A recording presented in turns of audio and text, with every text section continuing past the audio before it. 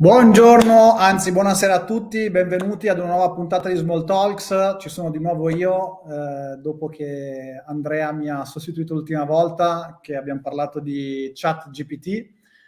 Oggi siamo ancora in ambito Microsoft e abbiamo qua Davide Mauri e Chuck Heinzelman direttamente da Redmond, quindi hanno fatto una levataccia. Iniziamo in italiano, ma poi proprio per la presenza di Chuck switcheremo in inglese. Tre cose, le solite, prima che io lasci la parola ai nostri due ospiti. Allora, ricordatevi di sottoscrivere il canale della UGTV, prima e dopo. Ricordatevi che la UGTV non è soltanto Small Talks, ma ovviamente ci sono Cloud Champions, DevOps Heroes, insomma, le nostre iniziative sono sempre in crescita. Ovviamente la newsletter di UGI, che rimane tradizionalmente da sempre, da 20 anni a questa parte, il mezzo di comunicazione primario per l'interazione fra UGIdotNET e tutti i suoi iscritti. C'è anche il canale Telegram, ovviamente. Se volete insomma, dialogare con noi e portare il vostro contributo a UGIdotNET, non avete che da scrivere alla redazione di UGIdotNET, quindi redazione@ugidotnet.org, mandate i vostri articoli, se avete degli articoli, oppure se volete candidarvi per venire a parlare con Small Talk, fatelo tranquillamente, senza problemi, siamo qua apposta per voi. Insomma, la cosa molto importante che incomincio a dirvi adesso, ma che poi vi ricorderò anche alla fine: 16 marzo 2003, Web Day, ok? Perché partecipare? Perché ci sono 3 track, 24 sessioni, siamo alla 6ª edizione, ritorneremo in presenza in un cinema a Milano, quindi abbiamo anche tanta disponibilità, quindi segnatevi sulle agende il 16 marzo 2003, le iscrizioni sono già aperte. Bando alle ciance, siamo qua con Davide Mauri, Chuck Heinzelman. Hi everyone, how are you? Hey Roberto. Hello. Thank you very much to be here. I know that on the Pacific coast it's quite early in the morning, not very early, but early. It's not afternoon as in the Central Europe. Today, for me, it's a very important topic. Azure SQL loves big data, because I think there is not much knowledge around the world on the fact that Azure SQL is already a big data platform. So this is why I asked Davide to talk about this topic, and Davide suggested me to bring into the discussion Chuck, and I'm very, very excited about this, because this is the very first time Small Talks goes international, let me say. So please, the show is yours, and talk about Azure SQL loves big data. Yeah, thanks, Roberto. Yeah, just a couple of notes about ourselves, and just to set the expectation and kind of the scope of the discussion. Well, as probably people already know about me, I'm a PM in the Azure SQL team. I'm mainly focused on development at the moment, but I did BI and the business analytics for a long time before joining Microsoft. Mm-hmm. And I asked Chuck to join because he is the PM now, working and taking care of all the features that are around the analytical space for Azure SQL and also SQL Server, right, Chuck? Yeah, and a little bit about me. I have been with Microsoft for about 12 years now. I was originally part of the SQL Cat team. For those of you that remember or have heard of SQL Cat and Azure Cat, I was part of that group for a while, and I've been a SQL DBA my entire career, pretty much, doing development work, DBA work, and focusing mostly on analytics. Yep. So talking about analytics, I think the slide is already shared. And when people talk about big data, I don't know, big is kind of open meaning, as an open meaning, right? So how big is something for me or for you? It's maybe different, but yeah, you can see on the screen already that the largest table in 2001 now, so now it's even more than that, that we saw live on a customer. This was an IoT project, if I remember correctly, but it contains in 2001 1.6 trillion rows, which is just for my Italian friends, is 1,000 billion rows. It's a number with 13 digits. So it's quite a lot. Now probably we passed the 2 trillion rows. This slide is from 2021. And so that sets the kind of the idea of how much SQL and Azure SQL can handle. And I think that definitely sits in the big data space. But I guess we also have quite a lot of features that supports this amount of data, because managing 1 trillion rows is not easy anyway, but we have some cool feature, right, that can help. Yeah, and big data is one of those terms that means something different to everyone who says it. To some people, big data is still Hadoop. To some people, big data is Spark. Yeah. Big data is it's less about the volume of your data. That is one of the things that comes into it, but it's also about how do you work with that data? What are you trying to do with that data? And we have a lot of technologies built into Azure SQL Database and SQL Server 2022 to support various workloads without having to move your data out of the main database. Because let's face it, moving data is hard. Yeah. It takes time. When it breaks, you have to resynchronize.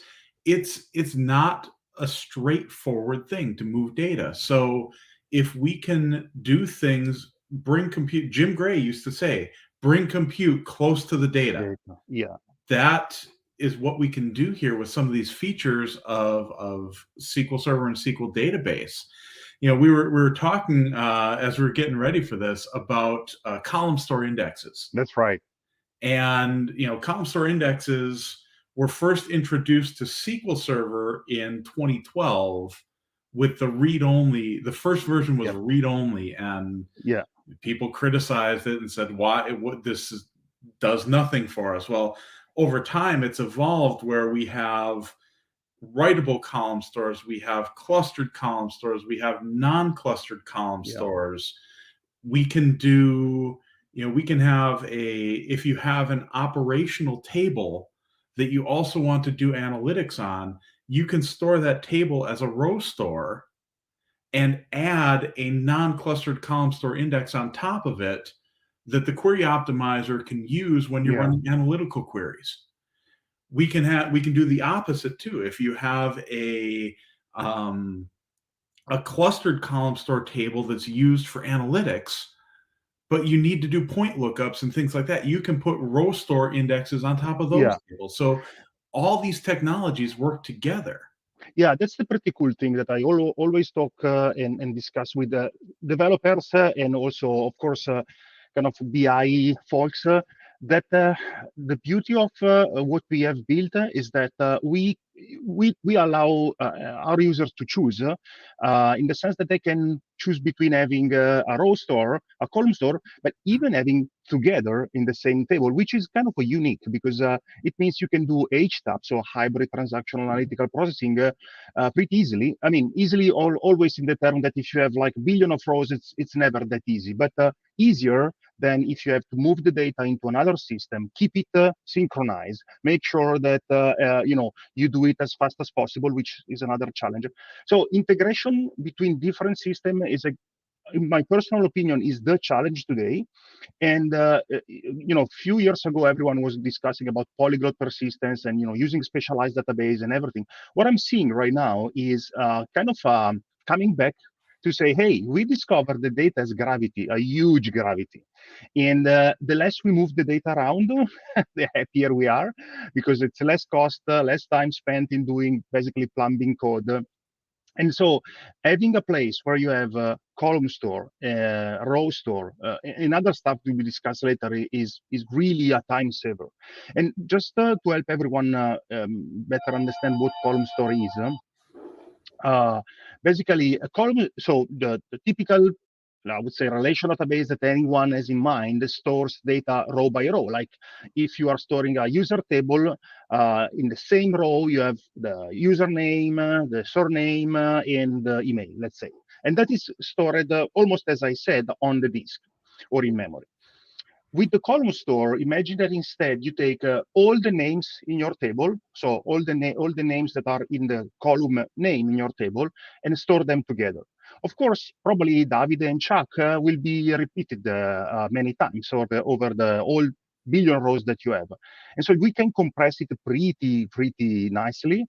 And we can do the same with all columns. So each column is saved, let's say, on its own. It's a little bit more complex than that because we have segments and row groups. So of course, physically it's more complex than logically. But the idea is that you save each column on its own, which means two things: that we can compress a lot. We can use some extension in the CPU that are used to do vector computation in video games. We can use exactly the same to make, for example, grouping faster. And also, if you have a table with 100 columns, which is quite typical in an analytical scenario, and you only need the 3 or 10 or 15 of those columns, we can only read those columns without having to read all the other that maybe you are not interested in. So the performance with the column store are incredibly fast. And of course, column store is mainly used for reading. It's pretty hard to write into a column store, but we got a solution a few years back, right? Yeah, when we, like we mentioned, the 2012 version of Column Store was read only. And to take a step back, Column Store, what we now know as Column Store, kind of got its start in Excel. That's right. We used to have something called the Power Pivot add-in for That's Excel. right, the Power Pivot, yes. Which then became Analysis Services tabular models. Yeah. And that same core technology is what we based our Column Store That's right. implementations on in SQL Server. But, talking about performance, you can, with the compression, we're going to be, less IO because we're compressing things. We can also do, with the new ordered column store, which came out in SQL Server 2022, we can do segment elimination. So we know the beginning and end of a segment. So if what you're looking for isn't in there, we don't even have to read it.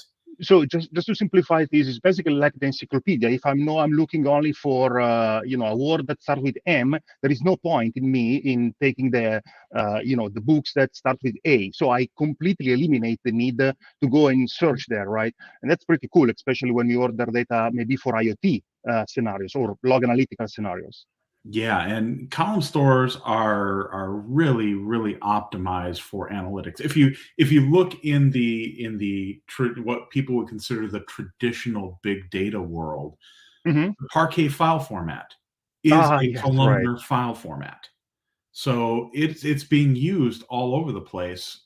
Our implementation allows you to, as we mentioned before, combine row store and column store and the power of our query engine to know when to use which one and how to use it, and the benefit of being able to do an aggregate on a column without having to load the entire row from disk that's a huge benefit.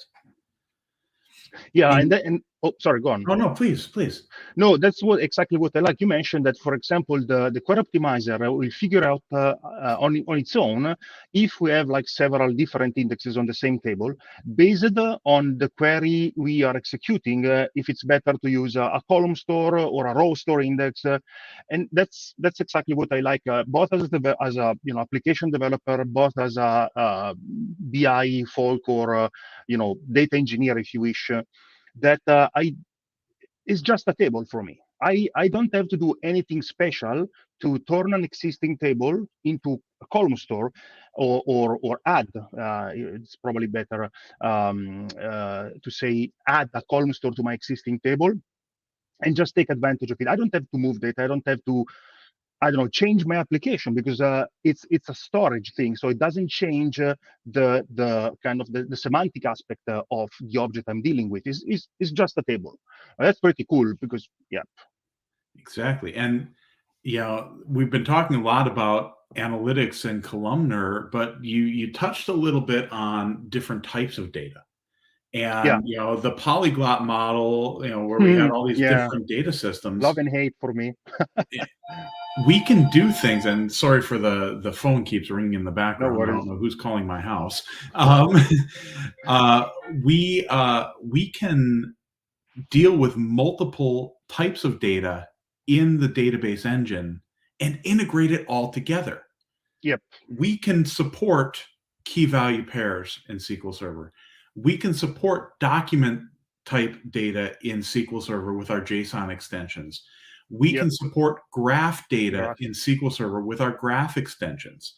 And all of that it's all built right into the T-SQL language. We don't have to add additional capabilities to it. It just comes with it. If you want to query a graph table and join that to a table that's storing JSON data based on a value inside the JSON, you can do that. You can make that work in SQLDB.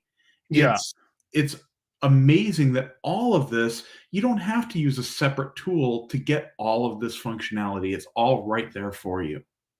And that's something I really stress when I discuss this with customer, is that sometimes it may seem that we take a lot of time to release new feature, right?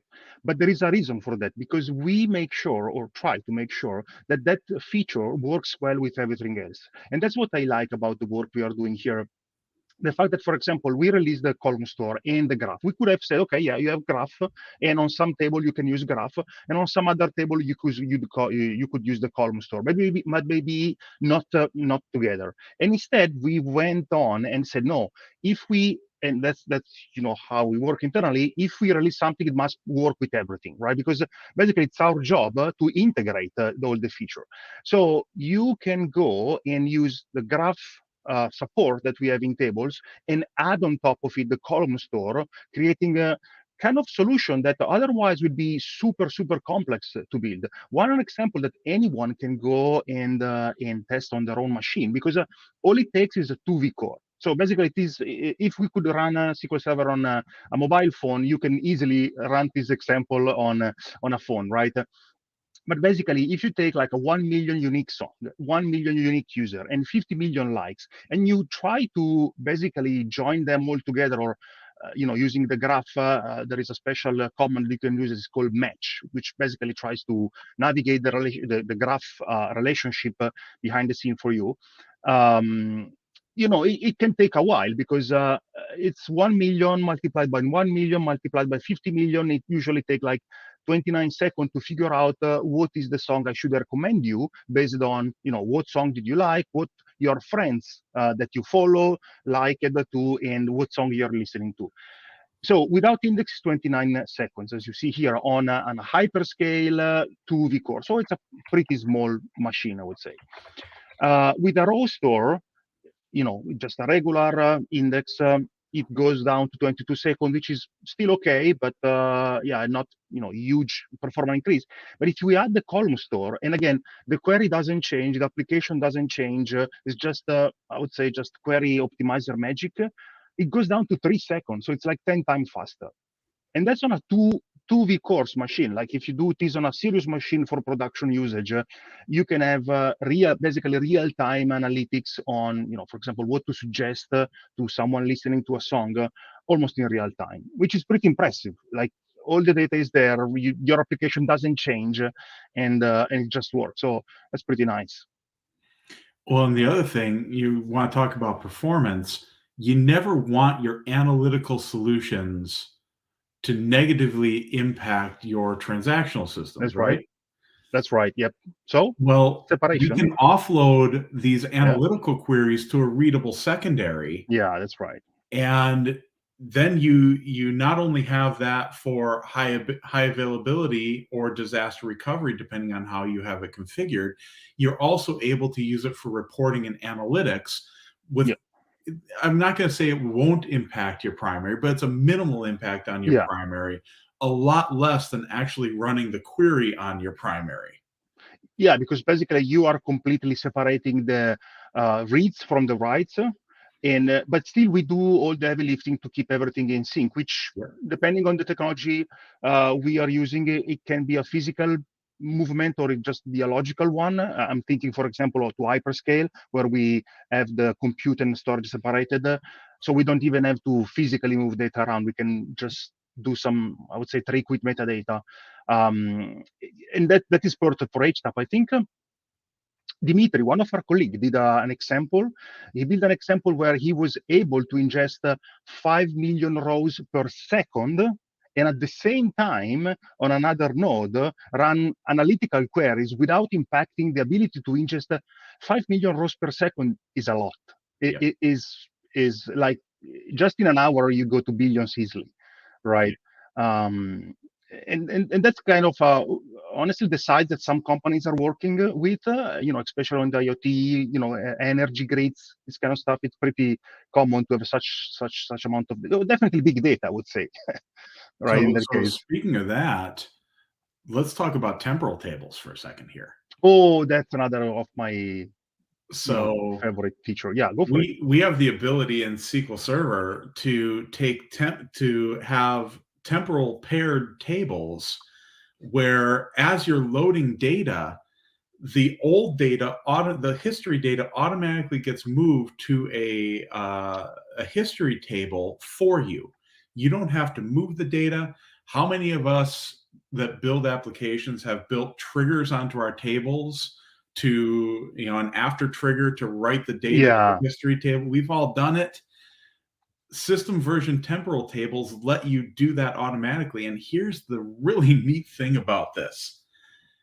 You can have a different storage format between the primary table and the secondary table. So if you have an IoT scenario, you can ingest into an in-memory table and have the history table be a clustered column store index for analytics. Yeah, so I have this up and running in one of my environments where I had to show that as a demo a couple weeks ago. It was just a beautiful thing.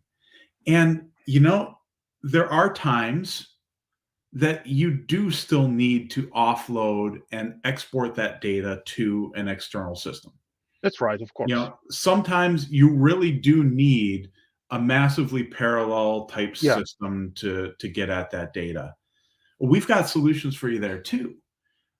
Whether it's change data capture or change tracking, where you are taking control and pulling the changes out as they happen, or the new Synapse Link for SQL feature, you enable that for a table, it automatically in near real time ships that data over to Azure Synapse Analytics, and is now available in a dedicated pool for you to use strictly for analytical purposes. When we say near real time, we're talking low single-digit minutes. Yeah. That's what we consider near real time, but it's an automated process. You just tell us what table you want to replicate, and we deal with moving the data and loading it into the dedicated pool for you. Yeah, and that's cool, because just like for the system table, again, I create my table as a developer or a data engineer. I just create my table, and then I simply enable features, and that's it. That's why I'm so passionate about SQL and all this kind of declarative approach, because basically everything that is not so important for my work, again, as a data engineer, I'm probably more interested in building a model or doing some analysis on data, and the less work I have to do to get the performance I need or move data around, as you mentioned, the better. And so the fact that I think I just want to give some insights on what happened in the product group. Every time we have to ship a feature, we have a huge Excel where we have to check that everything we do, and Chuck knows very well what I'm talking about, we have to check that everything we are shipping works with everything. And it's a huge work, because Azure SQL right now and SQL Server right now have I don't know how many features, but it's a lot of feature, and we need to make sure that everything we do works perfectly, or of course we try to make it work perfectly, but maybe not always we manage to make it work perfectly, but with everything. So again, just to give you an idea to who is tuned in right now, you could have some JSON data representing an IoT device or a log or an application coming or information coming from an online game, save it into a table on which you create a graph, on which you create a column store, and then you synchronize everything if you wish on the cloud to Synapse, which, I mean, it's pretty cool. And don't forget geospatial data too. We can store that right. and operate on it and do geospatial queries. Yes. Where you're looking for, let's say you have a point and you want to look for something within a certain boundary around that point and do joins on that. Yeah. That's there too. So when you talk about the V's of big data, volume, variety, velocity. Yeah. We can support volume. You saw the 1.6 trillion rows. Yes. We can support the variety, all these different data types. Yep. We can support the velocity. We've got the in-memory tables that are great for ingesting huge amounts of data in a relatively small time frame. So we've got all of that right in the engine, and they're all these features that are just beautiful to use. Now, one thing I did want to point out, we talked about, Dimitri and his data loading performance. Yeah.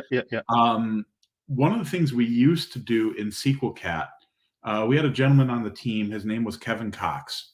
Oh, yeah, I know him. Yep. He had a 1 terabyte data set. Mm-hmm. And he was always, whenever we brought out new features or made changes to the engine, he was always trying to load that 1 terabyte as quickly as possible. How fast can I load 1 terabyte? At the time, it was in SQL Server. This is before SQL Azure existed. Yeah. But how fast can I load 1 terabyte? I've been challenged by our fearless leader to bring that back for SQL database. That's cool. In the next couple of months, he's tasked me and my team with start this process up again. Start up how fast can we load a terabyte of data into SQL DB. So we're starting our experiments. We're getting we're going to use the same basic data set that he used. We'll probably partition a little bit differently, but it's going to be, and I plan that all of our methodology is going to be published out on GitHub. So if you want to rerun these tests in your environment, you'll be able to. So look for that in the next couple of months. That's going to be coming. And that's super interesting. And I remember that was, so if I remember correctly, that was 2010 or something. And the record was like 30 minutes to load 1 terabyte. Now, that is impressive. It was impressive up to the point that it was changing the way people were building data warehouses. So at the time, I was really into data warehousing, and I was working with a friend of ours, Thomas Kaiser. You know him very well. And we were touring in the Nordic region to present conferences on how to build and maintain a data warehouse. And one of the funny things is that many people at the time were trying to, build super clever ways to detect changes and, incrementally load everything. Now, the moment you can load, and at the time, you remember there was something called the fast track, where basically you can build a machine that was perfectly tuned for fast loading. And we were, the moment you are able to load a terabyte of data in 30 minutes, well, the entire design can change, because 30 minutes is so fast. And basically, even all the complexity to actually load the changes, unless you need to keep the changes for historical reason, it's just like, you don't care. You just reload everything, and 30 minutes is faster than trying to figure out what data has changed, move the changes, update everything. So the fact that we can, load data as fast as we need, it's also an architectural, has also interesting architectural implications. So I'm looking forward to your work, and I know we will blow away performance as usual. So that's That's super interesting. What else to say about big data? Something that anyone, of course, at some point asked me is how well do you manage to work with tools like Databricks or Spark if you want to go more like generic? Because of course. Databricks and in general Apache Spark is also a computational platform. It's not only like a data management platform. So there are people that wants to run Python scripts over there. I know that we have a pretty decent driver that actually now is something you will be taking care for, right? Yeah, there's the Spark connector for SQL, which you can use it to connect from any Spark distribution. It doesn't have to be Databricks. It works with generic Apache Spark, and you can, it allows you to interact through the JDBC drivers with SQL Server.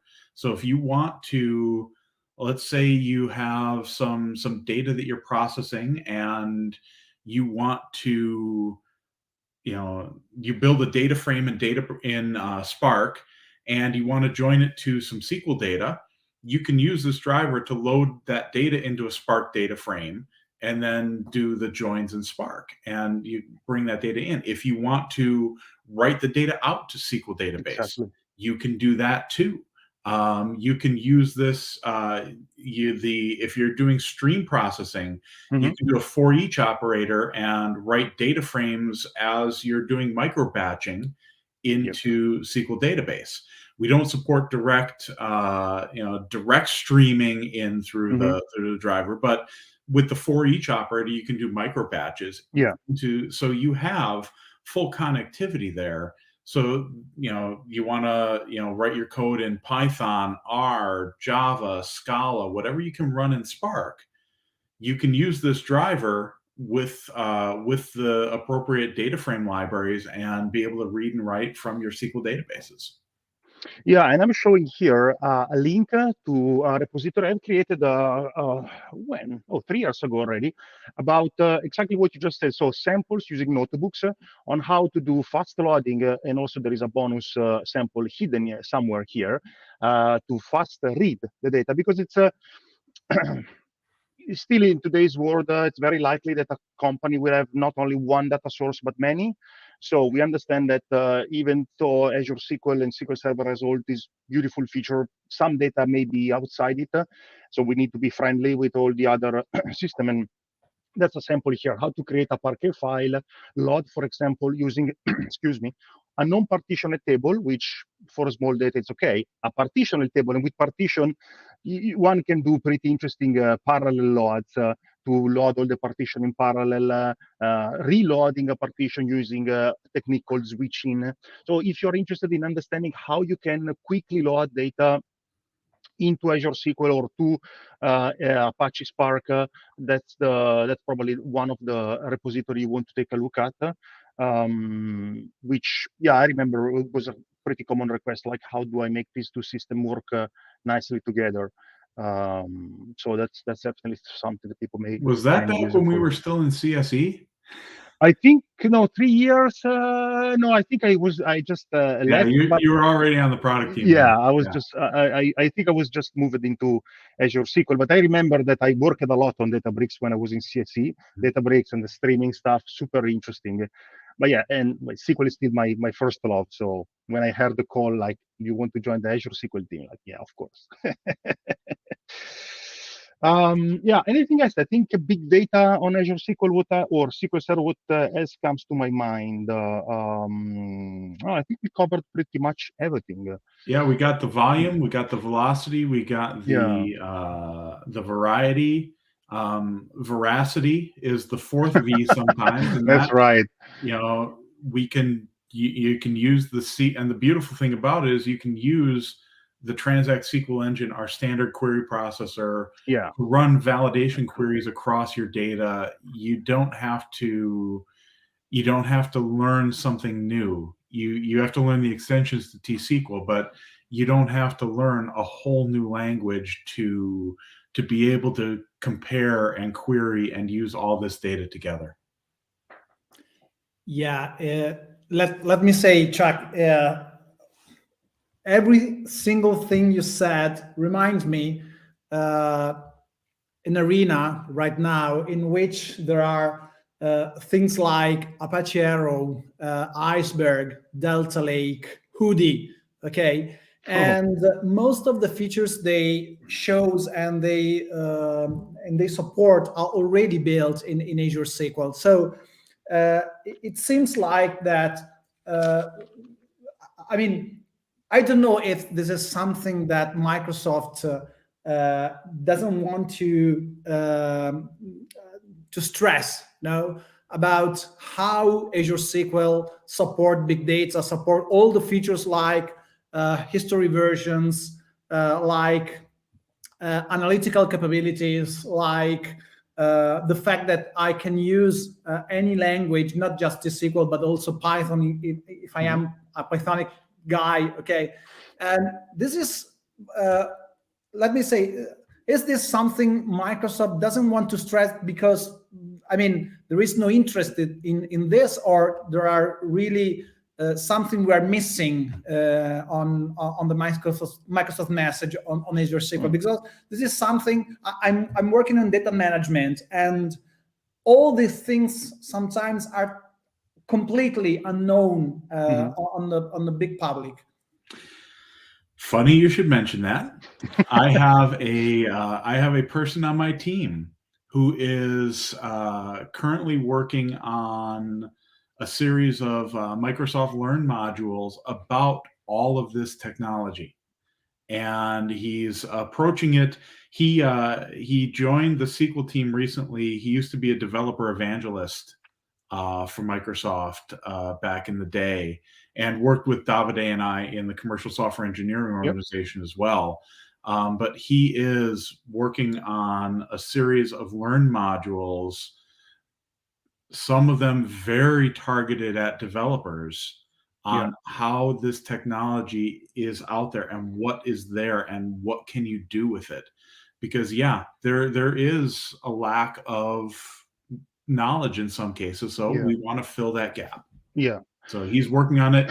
He's been working on it for a couple months. We're getting ready to I don't have the exact timelines for you, but we are getting ready to publish our first module or two coming up soon. But also, Roberto, I think that that's partially also due to the fact that in the last, say, 10 years, the market, in general, the overall expectation was that you need to use a very specialized database to solve different problems, right? So we went with NoSQL and graph databases, and at the beginning, even XML databases, column store only databases. And for a while there was like some love for that kind of approach, but as you probably experience on yourself in your organization, keeping all these different systems synced together is just a huge amount of work, a lot of money, a lot of time spent to just basically shuffling data around, right? And now what I'm seeing, for example, with the resurgence of new SQL in system that tries to do everything, is that we are getting a sort of a comeback of saying, okay, wait a second, maybe we don't need like 15 different databases if we can do everything in just one. For many reasons. Integration is one, knowledge of each single system is another one. How big your team should be if you have 5 different databases to maintain, and each one with a different dialect, a different needs for maintenance, so it's pretty expensive. And also, there is, of course, the fact that anything that is new and shiny is thought to be better. And Azure SQL and SQL Server is not new and shiny, but I would say is definitely evolving every single year. That's what I like, and I'm trying to teach to everyone. Don't think that Azure SQL or SQL Server is the SQL Server you started with. We do a huge amount of job in researching. Just recently, we released an improvement that probably will go unnoticed to most, but it's called lock optimization. There are a couple of interesting technique to do to optimize how we lock the rows to basically have better concurrency with less resource consumption. That took 3 years to go into production, because we have, if I remember, the last public data was something like 6-7 million database to manage in Azure, plus all the databases that there are out in the world. So anytime we do something, the impact is potentially huge, right? So we need to take our time to make sure it's done well. But we constantly improve the engine. Bob Ward, in one of the videos that he did on mechanics, showed that exactly the same query executed on 2014, I guess, so SQL Server 2014, was taking 17 seconds. Exactly the same query on 2022 takes half a second. Just because we continuously put innovation in the engine. Now, the fact that the product name stays the same may not create any big news in the market. Like, oh, there is no new product that is supposedly solving all my problems. It's just the old Azure SQL or SQL Server. So I would invite the listeners to reevaluate what they think about SQL Server and Azure SQL, and really take a look at all the innovation we put into it. And what I like to say is, just like we are improving the car as you are driving it. Like, you started with a Fiat Panda, and now you probably have a pretty good, let's say on the Italian Giulia, an Alfa Romeo, comfortable, fast, and you didn't even notice that while you were driving, we changed it under your seat. So that's why I also think that the market is maybe not super updated to all the improvements we did, just because it's easier to learn about a new product than discovering that an existing product is providing you some new features, right? That's my opinion. I don't know what you think, Roberto or Chuck, but that's also because most of the features you showed are just a DDL sentence away. I mean, you just need to add something on top an existing table, like column store index or whatever, and it's not so hard. You have not to think about strange things like configuration, something like it just works. Okay. Yeah. I personally had some experiment on this on an existing Azure SQL database that I cloned away in a personal subscription, and tried to do things over there, just reading some Microsoft Learn paragraphs and chapters. So, and it just works effectively. Yep. So, I mean, it's very easy. Maybe the problem resides in the fact that some of these these names are quite complex. Column store index, maybe it's something that reminds something, let me say, deep in the technology, but it's not. I mean, no, exactly. Yeah. Yeah, no, that's a good feedback. Maybe we should simplify our naming. That's probably true. But yeah, my message and what I would like to stress everyone is to make sure that you sometimes just spend like 15 minutes to go on the website and take a look at what's new, and you will be impressed. That I promise. This is exactly because I wanted you today to talk about Azure SQL.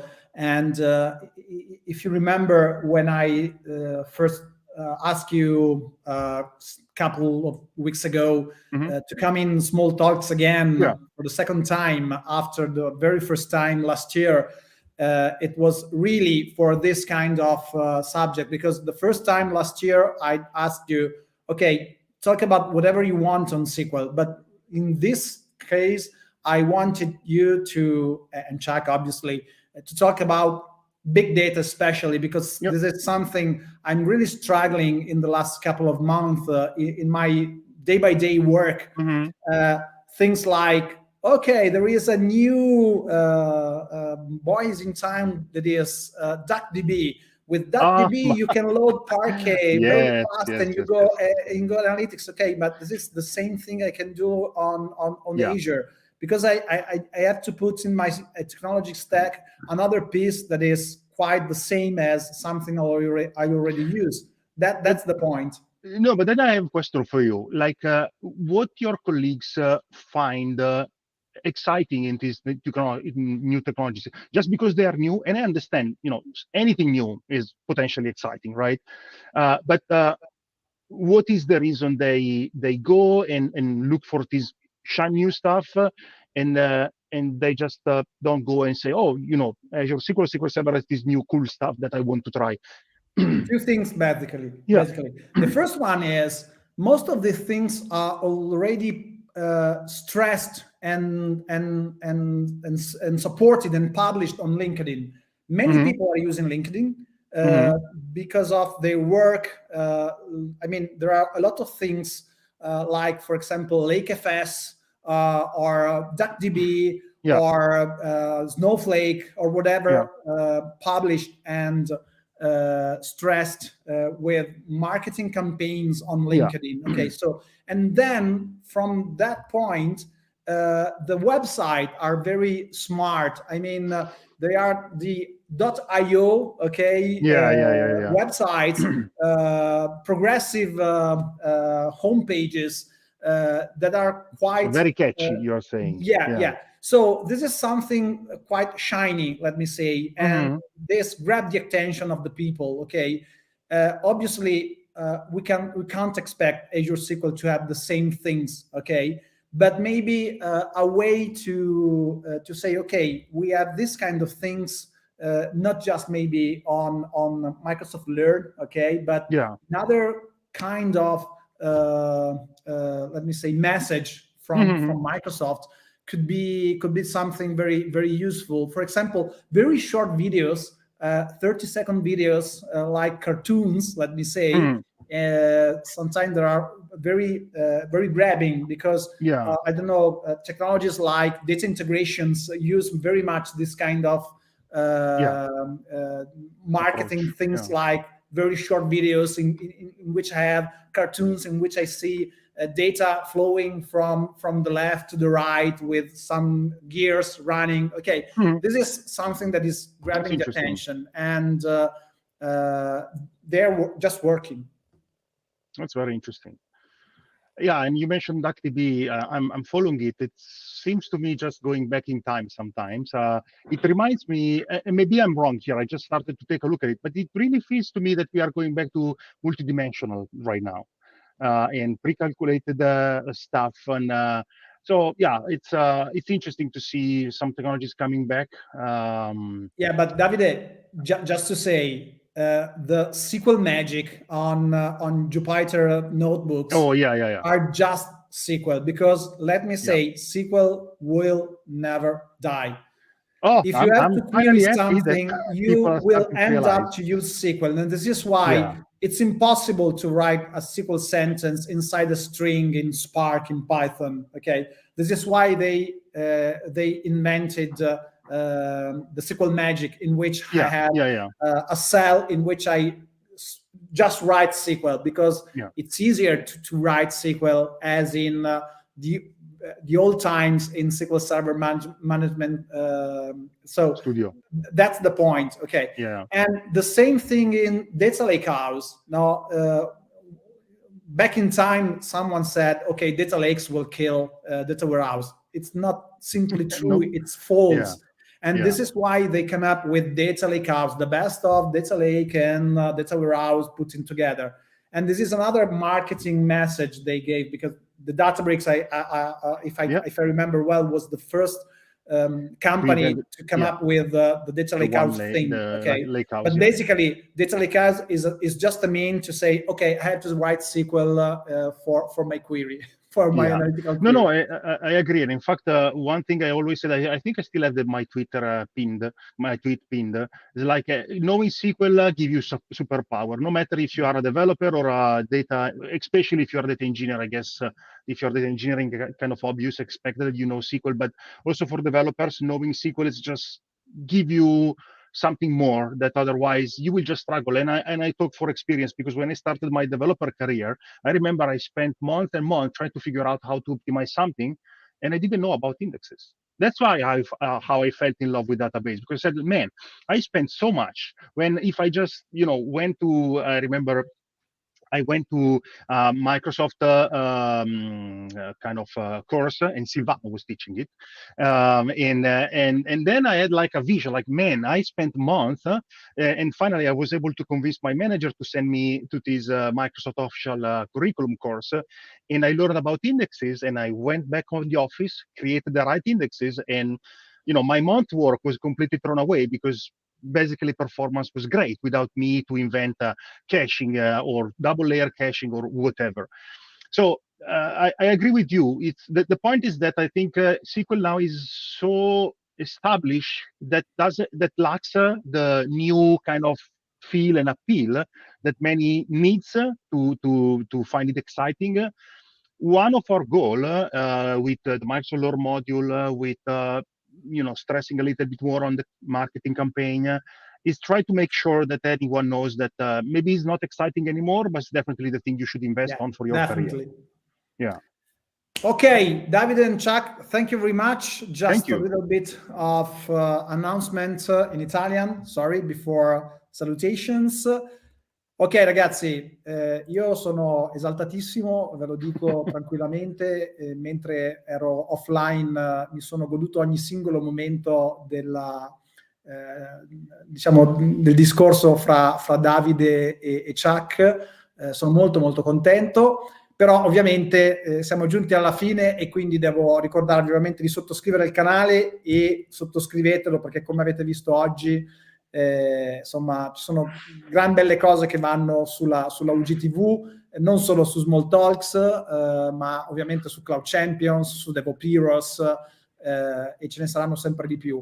Iscrivetevi alla newsletter come sempre, iscrivetevi al canale Telegram. Io vi ricordo ancora una volta che se volete aspettate un attimo che tolgo un attimo questo video, perfetto. Se volete scrivere a UGIdotNET avete redazione@ugidotnet.org, mandate i vostri articoli o appunto se volete parlare di qualsiasi cosa, sapete che spaziamo tantissimo in Small Talk, proponetevi anche per una puntata in Small Talk. A questo punto io vi ricordo di nuovo, come ho fatto all'inizio, che e qua vi metto anche il link.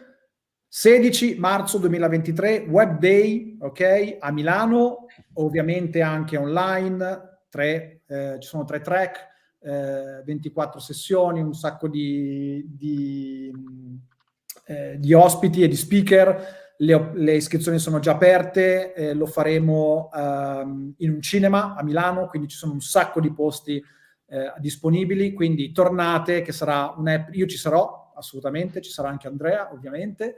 Ritorneremo finalmente a vederci, a toccarci dal vivo, e questo l'abbiamo già fatto per il Cloud Day a novembre, ma stavolta lo faremo veramente in grande. So, thank you very much, both of you, Chuck and Davide. Thank you for having us. Let me say, it was really a pleasure for me going international, and it was a pleasure hearing you in your chat today. So thank you very much, and see you soon next time. Absolutely. Absolutely. Thank you, Roberto. Bye-bye. Bye-bye.